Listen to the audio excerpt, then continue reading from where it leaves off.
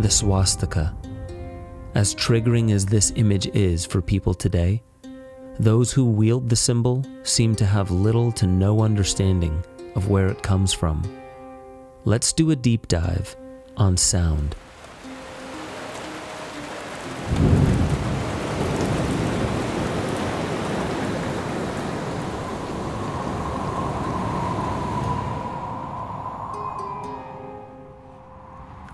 You may have heard that everything with form has a frequency to it, but perhaps you're unaware that three-dimensional objects can be translated from form to frequency and then back again. Dolphins are known for their ability to echolocate, using sonic beams they project in front of them.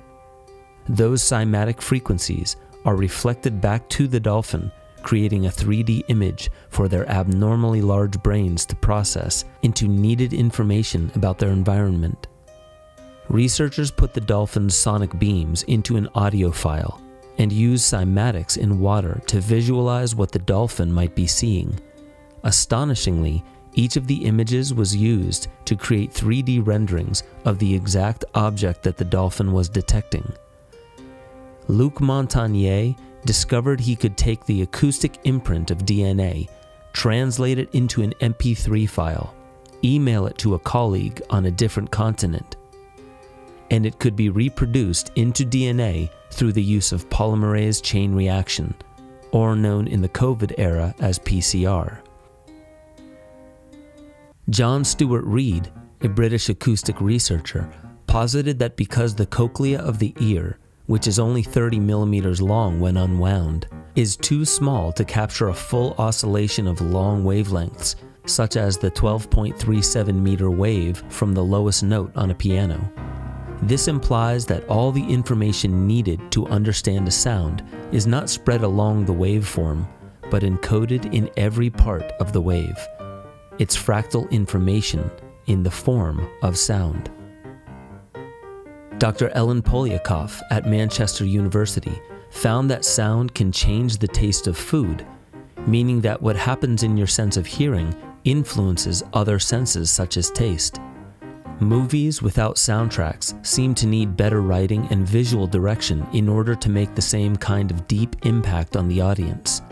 Selin Atasoy at Imperial College London used the Laplin equation to visualize the brain's connectome harmonics, and discovered that different regions of the brain produce different frequencies and strives to come into harmony with itself. LSD was given to volunteers, and it was shown that the repertoire of the seeming orchestra in the brain became even more complex.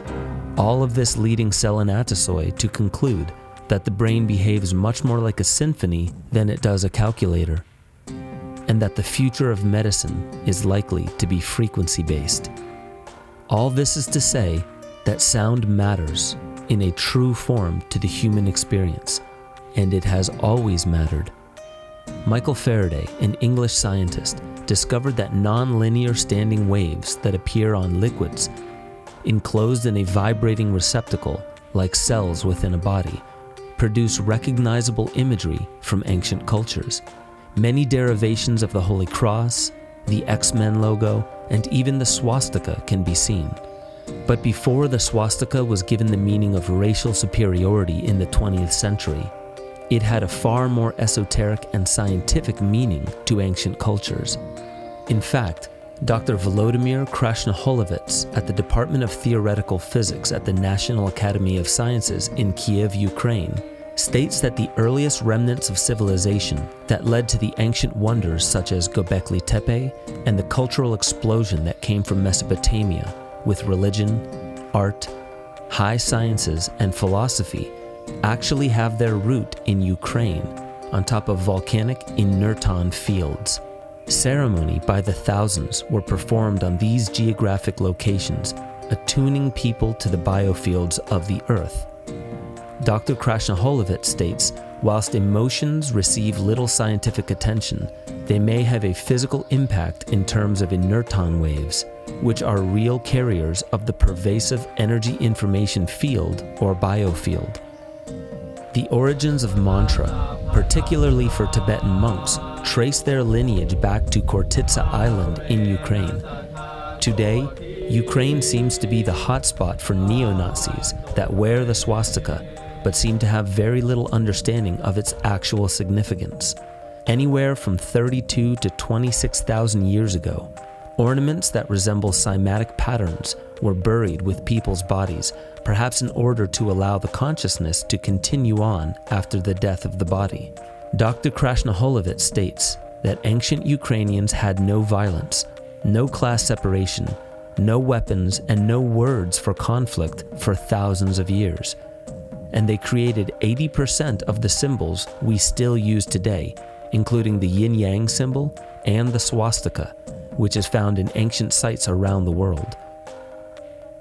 No other conventional understanding can explain why the swastika is found all over the Old World and also in the New World. In ancient Ukraine, the swastika seems to have depicted the movement of cosmic and celestial bodies that are mirrored inside terrestrial creatures here on Earth.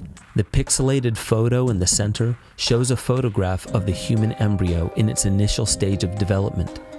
Notice the swastika-like appearance. The upper left shows galactic movements through the sky.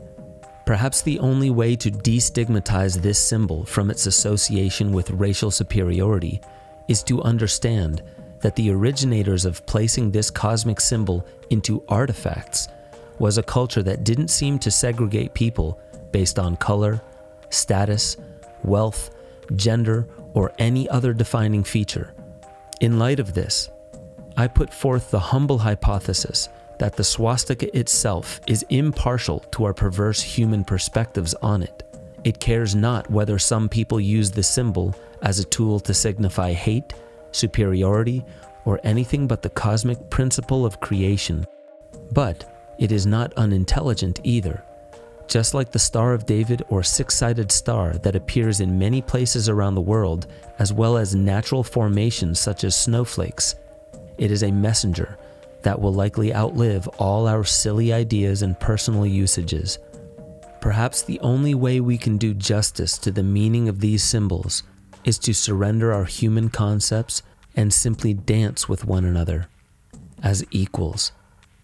And in fact, as I'll get into over at benjosephstewart.com in the exclusive member content, dancing in groups is a scientifically verifiable way to synchronize brainwaves and possibly amplify the inerton wave signals from the Earth, literally giving the message of Gaia a voice through our human cooperation.